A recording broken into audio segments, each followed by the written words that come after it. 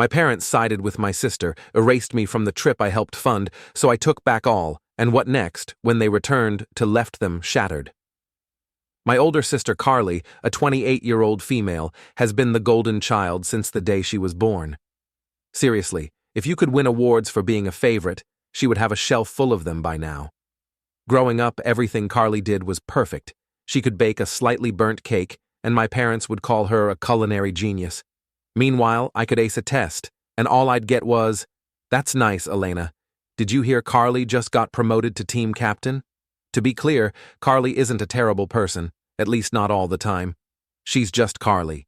She walks into every room like she owns it, and my parents treat her like she does. She's smart, successful, and married to Brad, who's basically her yes man.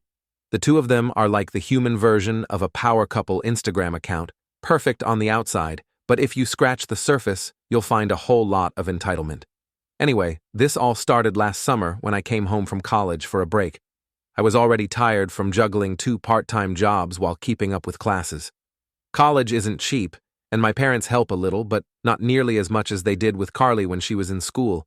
They covered her dorm, gave her an allowance, and even bought her a car. For me, it's more like, good luck, kiddo. Hope you figure it out. I showed up at the house hoping for a quiet few weeks. The minute I walked through the door, though, I could feel the Carly effect in full swing.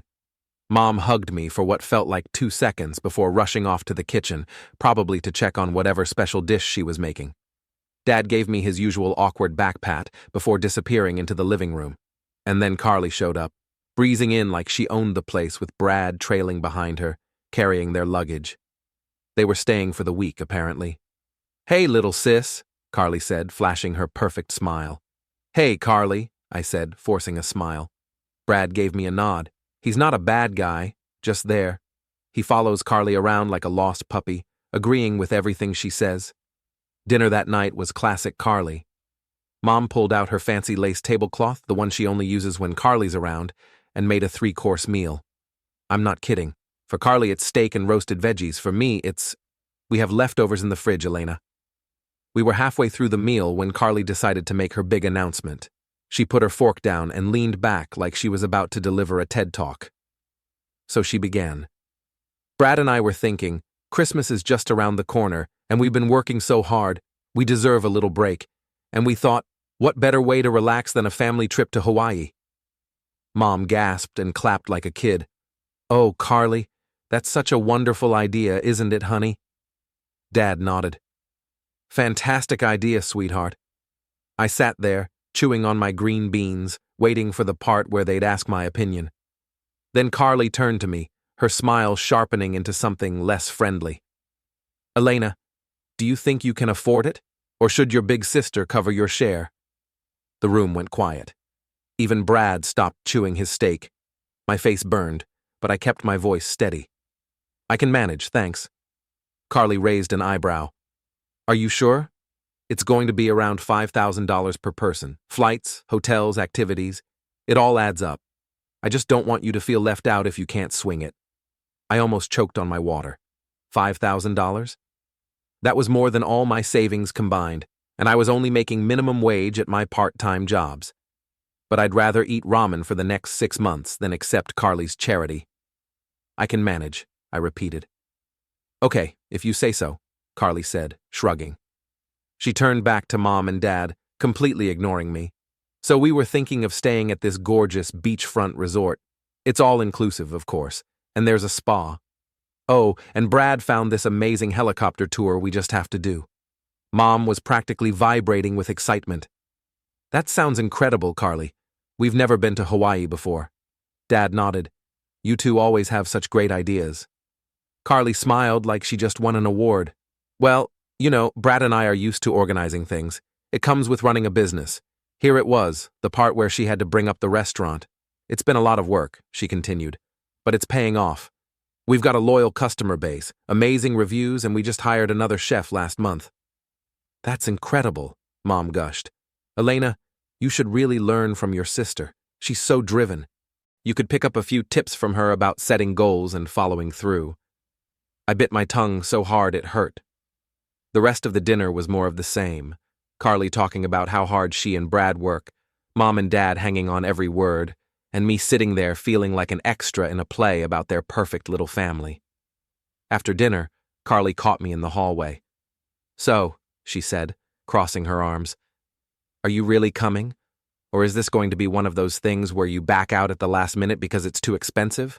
"I'm coming," I said, clenching my fists. She gave me that smirk again. "Good. I'd hate for you to miss out. Just don't embarrass yourself, okay? I mean, it's Hawaii. You don't want to be stuck eating sandwiches while the rest of us are enjoying the nice stuff." I didn't respond. I just nodded and walked away, already planning how I was going to prove her wrong. That was the last thing Carly said to me that night, and I spent the rest of the evening in my room, pretending to study but mostly just stewing. My sister's entire personality was built on one-upping me, and somehow no one ever called her out on it. Every word out of her mouth was either a brag or a backhanded comment. I was determined to save up for this Hawaii trip, not just to prove her wrong, but because I was sick of being treated like the poor kid who didn't belong. But that dinner left me feeling like I was 10 again. Nothing had changed. The same eager nods from Mom, the same proud smile on Dad's face, the same feeling of being invisible. Carly was still their golden child, just as she'd been since we were kids. 5 years between us might as well have been 50 for all the difference it made in how our parents saw us. They never said it outright, but their actions spoke volumes. Carly was the one they believed in. Thank God for Grandpa Thomas. He was the only person in my family who ever made me feel like I mattered. While Carly had Mom and Dad wrapped around her finger, Grandpa treated me like I was just as important as her, maybe even more so. Every time he'd pull me aside at family gatherings, slip me a $20 bill, and whisper, "Don't let your sister steal all the attention, kiddo. You're special too." Let me tell you more about him. Grandpa was successful in his own right, a businessman who worked his way up from nothing. He had this big old house on Maple Street with a wraparound porch and a backyard that felt like it went on forever. It was my favorite place in the world when I was a kid. He'd let me sit on the porch swing and listen to his stories about how he built his business or how he met Grandma. Carly liked to say the house was dated and needed a serious makeover, but to me, it was perfect. Sure, the paint was peeling in a few spots and the floors creaked, but it felt like home in a way my parents' house never did. When Grandpa passed away during my freshman year of college, it hit me hard. I was sitting in my dorm room when Mom called, her voice shaking as she said the words, "Grandpa's gone." I couldn't even respond. It felt like the floor had been ripped out from under me. The funeral was quiet and small, just the way he would have wanted. It was held on a cloudy day, the kind where it looks like the sky might break open at any second. Carly showed up in a sleek black dress that probably cost more than my laptop, clinging to Brad. Mom and Dad hovered around her, making sure she had everything she needed. Meanwhile, I sat near the back, feeling out of place even at my own grandpa's funeral. After the service, we all went to the attorney's office for the reading of the will. I wasn't expecting much. Grandpa wasn't the type to flaunt his wealth, and I figured whatever he had would go to Mom and Dad. But when the attorney started reading, I realized just how much Grandpa had thought about everything. "To my daughter, Linda," the attorney began, "I leave the sum of $25,000. Mom nodded, dabbing her eyes with a tissue, like she'd expected as much. "To my granddaughter, Carly," the attorney continued, "I leave the sum of $150,000. Carly's eyes lit up. She turned to Brad and whispered something I couldn't hear, but it didn't take a genius to figure out she was already planning how to spend it. Then the attorney looked at me, and to my granddaughter, Elena, he said, "I leave my house on Maple Street, including all its contents and surrounding property." The room went silent. Carly was the first to break it. "Wait, what? Elena gets the old house?" She actually laughed out loud like it was the funniest thing she'd ever heard. "That's... Wow, okay, sure. Enjoy that, Elena. Maybe you can sell it and buy yourself something decent to wear." Mom shushed her, but she didn't really sound upset. "Carly, don't be rude," she said, even though she was smiling. I didn't say anything. I couldn't. I was too stunned. I wasn't sure how to feel about it. On one hand, I loved that house. It was the one place that had always felt safe, and knowing Grandpa had left it to me made me feel like he still believed in me. even after he was gone. But on the other hand, I was a broke college student. Houses aren't cheap to maintain, and I knew the property taxes alone would be a nightmare. Still, I thanked the attorney, took the keys, and promised myself I'd figure it out. Grandpa trusted me with this, and I wasn't going to let him down. Over the next few months, I started visiting the house whenever I could. It wasn't in the best shape, some of the pipes needed fixing, and the roof had a small leak, but it still felt like Grandpa was there. His fishing rods were still propped up in the corner of the living room, and his favorite leather chair was exactly where he'd left it.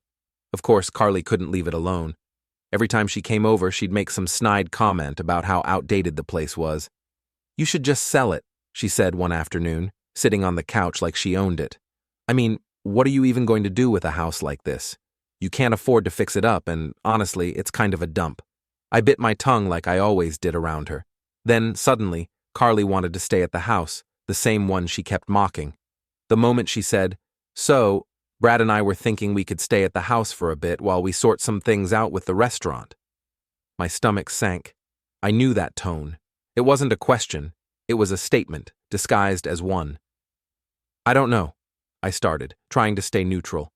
"It's just until things settle down," Carly added quickly, flashing her perfect smile. "The restaurant's been crazy, and we just need a breather." Brad, standing behind her, nodded like a backup dancer. "Yeah, it's only temporary, a couple of months max."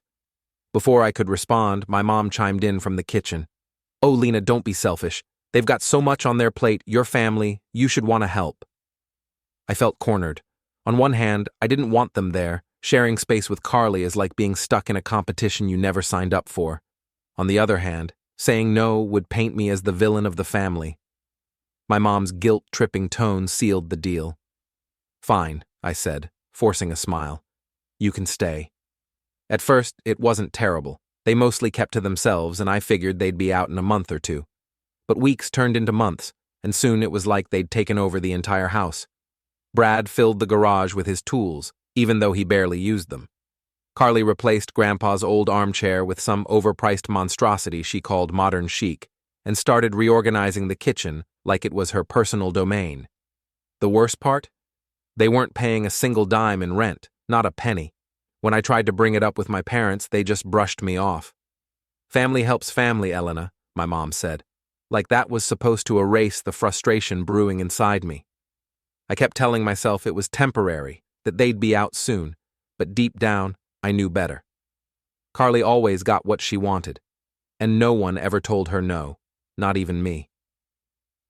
While I studied for midterms in my cramped dorm room, my sister and her husband lived rent-free in my house. Every time I came home for breaks, I had to ask permission to visit what was legally my own property. Let's get back to the present now. Fast forward a bit, and after that summer dinner I started working myself to the bone to save up for the Hawaii trip Carly had so graciously included me in. Between my campus cafe job and the mornings and library shifts at night, I barely had time to sleep, let alone enjoy what little life I had. My diet consisted mostly of instant noodles and cheap granola bars, and I hadn't bought anything new in months, but I didn't care. I was determined to go on that trip, if only to prove to Carly that I wasn't the failure she seemed to think I was. By late November, I'd finally saved up enough. It wasn't easy, but seeing that $5,000 in my bank account felt like a victory. Carly called me one evening, her tone brisk, like she was doing me a favor by even picking up the phone. "We need to finalize the bookings," she said. "Have you got your share ready?" "Yeah," I said, already opening my banking app. "Good. Transfer it to me tonight. I don't want to risk prices going up." I sent her the money immediately, my hands shaking slightly as I clicked confirm.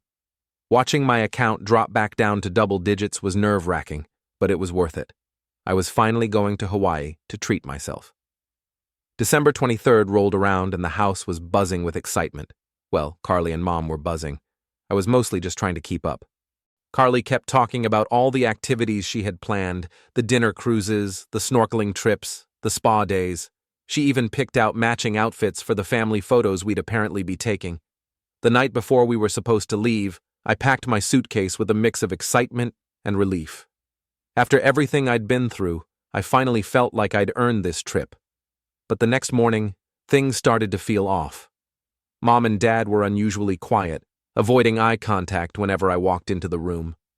Carly and Brad were acting normal, but in that overly casual way people do when they're hiding something. I tried to shake it off, chalking it up to pre-trip jitters. At breakfast, Carly cleared her throat, and the room went silent. "So, before we head out, we need to talk," she said, her tone serious, but with a hint of fake sympathy. I set my fork down, already feeling uneasy. "Okay, about what?" Carly glanced at Brad, who nodded like they'd rehearsed this. "The restaurant, well, we've hit a rough patch. Brad and I have been running the numbers and they aren't what we projected, and the trip is costing a little more than we expected. We had to make some adjustments to the budget." I was so confused, and the whole vibe shifted. "What kind of adjustments?" I asked. "Well," Carly said, drawing the word out like she was trying to soften the blow. "We've decided it's best if you don't come with us. Your contribution is helping cover the rest of our costs." I stared at her, waiting for her to laugh, but she wasn't joking. "What?" I finally managed to say. Carly sighed, like this was hard for her. "It's nothing personal, Elena. It's just that Brad and I never had a proper honeymoon, and this trip is really important for us. You understand, right?" "Wait," I said, my voice shaking. "I already paid my share. I worked double shifts for months to save up for this." Mom jumped in, her tone overly patient, like she was explaining something to a child. "Elena, you have to understand, Carly and Brad are under a lot of stress with the restaurant. This trip is a chance for them to recharge. Family helps family. But I'm family too," I said, my voice rising.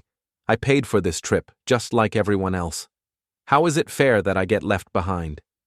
Dad avoided my gaze, staring down at his coffee mug like it held all the answers. Carly, meanwhile, just shrugged.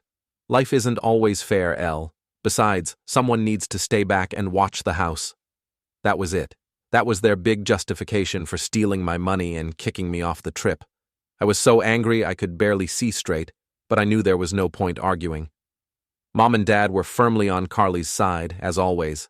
I dashed to my room and spent the rest of the day there, listening to the sound of suitcases being zipped and last-minute plans being made. No one came to check on me, not even Mom. By the time evening rolled around, I'd made my decision. The next morning, I woke up early and joined them on the porch as they loaded their luggage into the taxi.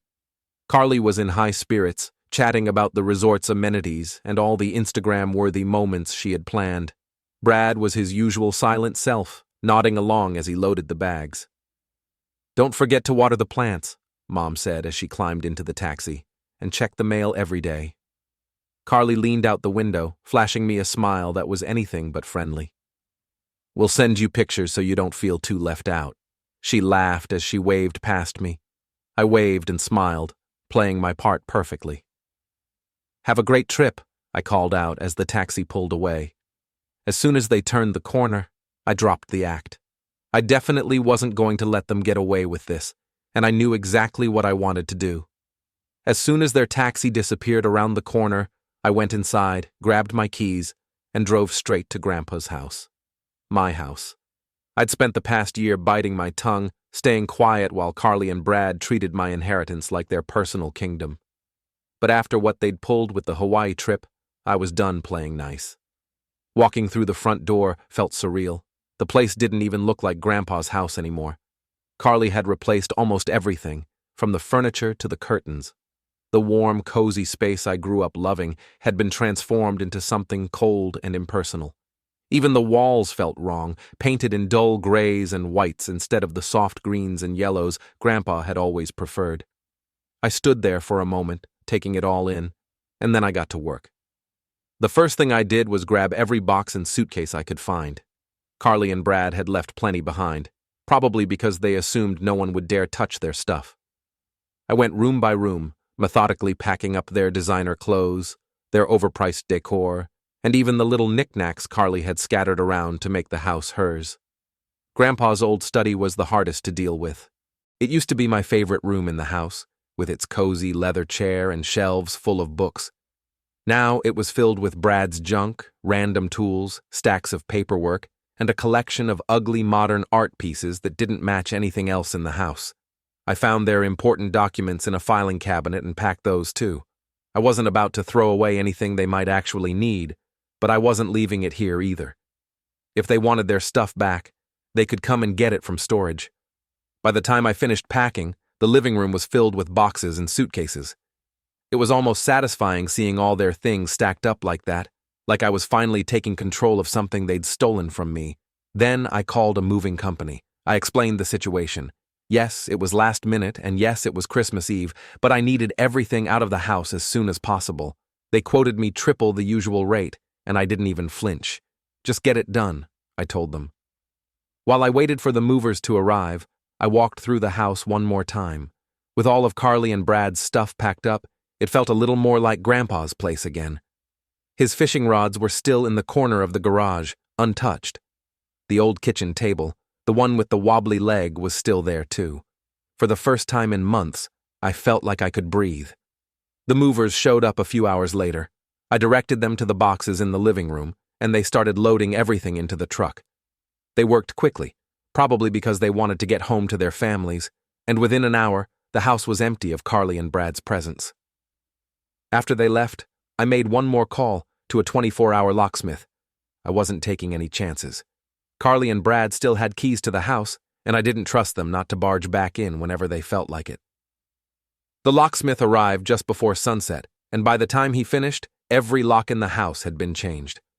"Anything else you need?" he asked, packing up his tools. "No, that's it," I said, handing him a tip. "Thanks for coming out on such short notice."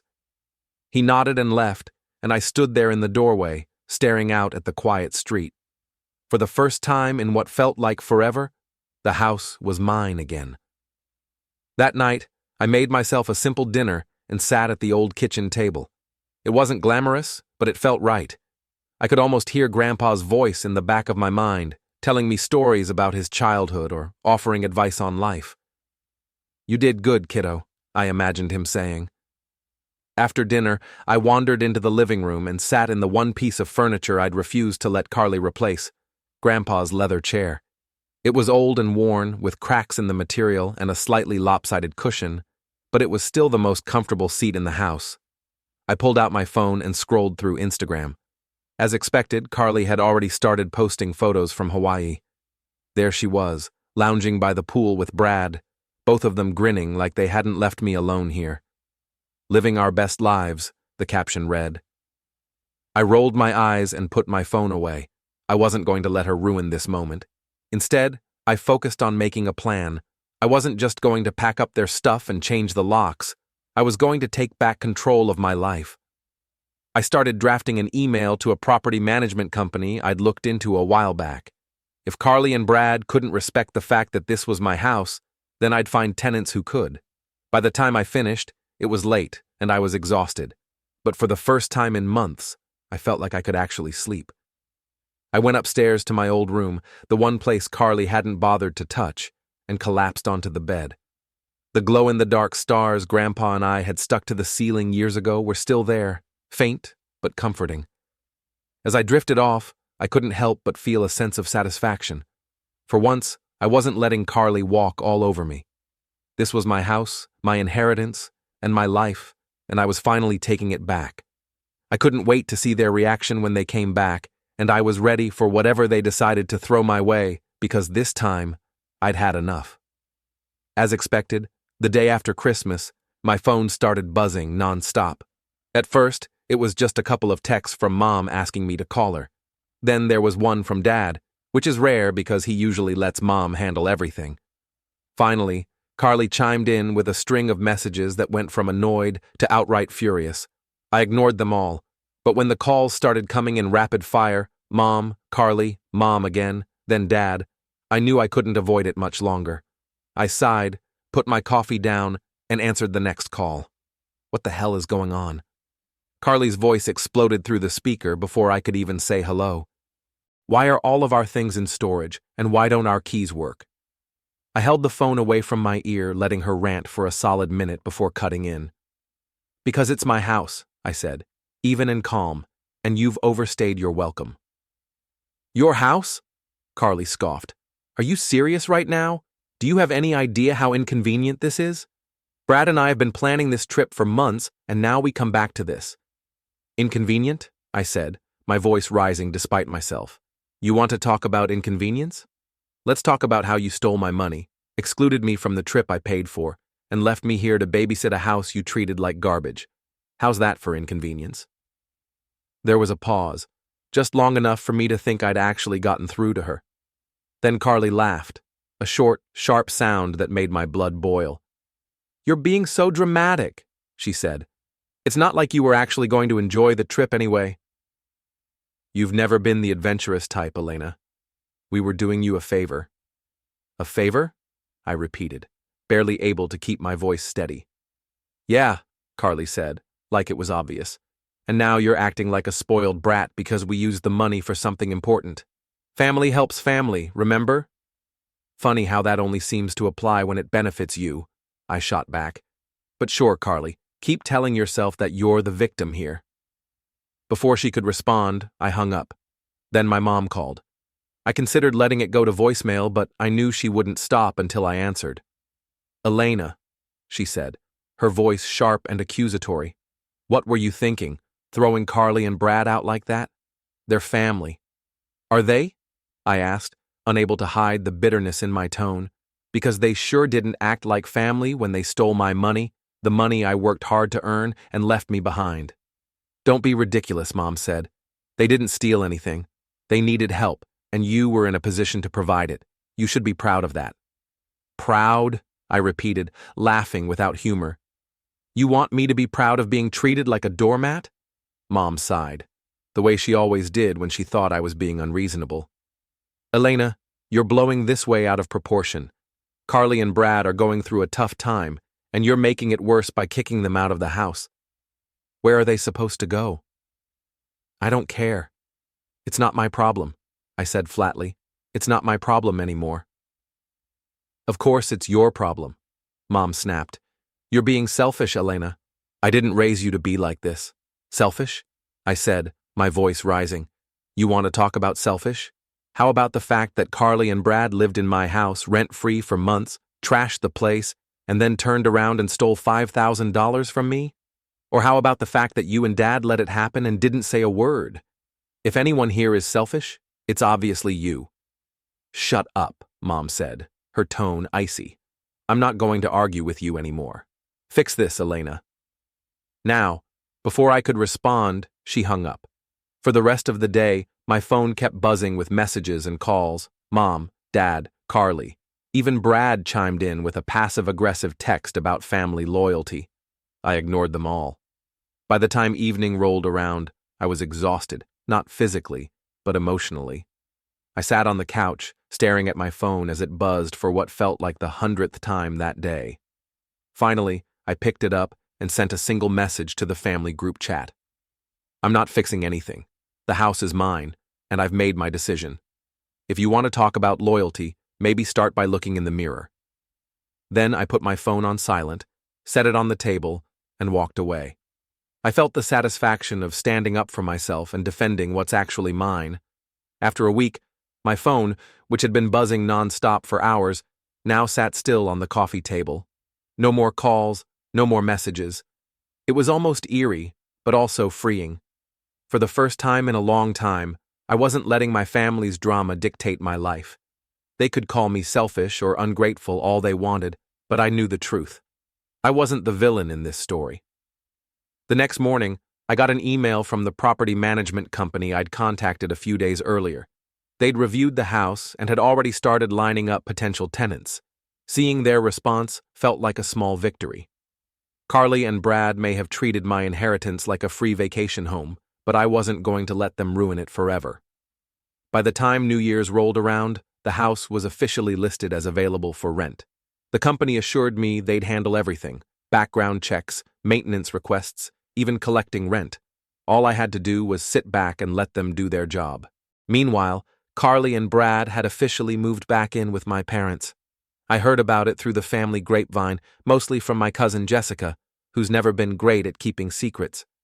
They're staying in your old room, Jessica said during one of our weekly calls. Carly's already complaining about the lack of closet space, and Brad keeps hogging the TV in the living room. Your mom's losing her mind. I couldn't help but laugh. It was petty, sure, but after everything Carly and Brad had put me through, the thought of them cramped into my childhood bedroom felt like poetic justice. As the weeks passed, the messages from my family grew less frequent. Mom still called occasionally, but her tone had shifted. She wasn't angry anymore, just tired. "Elena," she said during one of our last conversations, "don't you think it's time to let this go? Carly and Brad are struggling. They need support right now, and you've turned your back on them." "They're not struggling, Mom," I replied. "They're just facing the consequences of their actions for once. There's a difference." Mom sighed. "I just wish you could see things from their perspective." "I did," I said, "for years. And all it got me was an empty bank account and a house full of their junk. I'm done bending over backward to make everyone else happy. It's time I start thinking about myself for a change." Mom didn't have much to say after that. By mid-February, the house was officially rented out to a young couple with a baby on the way.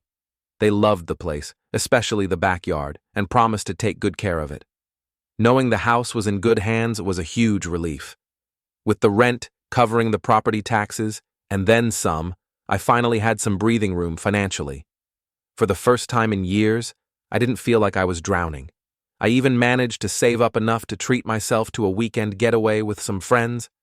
Nothing fancy, just a cabin in the mountains, but it was exactly what I needed. Meanwhile, Carly and Brad's situation wasn't going quite as smoothly. Jessica kept me updated, whether I wanted her to or not. "They're driving your parents insane," she said during one call. "Carly's always complaining about how unfair you were, and Brad just sits there agreeing with her. I think your dad's about to snap." "Good," I said, laughing. "Maybe they'll finally get a taste of what it's like to deal with her full time." By the time spring rolled around, Carly had stopped trying to contact me entirely. I'd blocked her on Instagram after one too many passive-aggressive posts about loyalty and family values, and her calls had dwindled to nothing. Mom still called occasionally, but even those conversations were getting shorter. The funny thing is, I thought I'd feel guilty about it all. Cutting ties with my family, standing up to Carly, taking back my house. I thought it would weigh on me, make me second-guess myself. But it didn't. If anything, I felt lighter. One night, as I sat on the porch swing of my rented house, sipping a cup of tea, I found myself thinking about Grandpa. I wondered what he would have said if he could see me now. "I'm proud of you, kiddo," I imagined him saying. Just like he used to when I was a kid, for the first time in a long time, I felt like I had done something right, something for me, not to please anyone else or live up to someone else's expectations. It might not seem like a big deal to you guys, but for me, it felt like finally taking a breath after being underwater. Tell me in the comments if you ever had one of those moments where you realized you're done being walked over, because that's exactly what this felt like.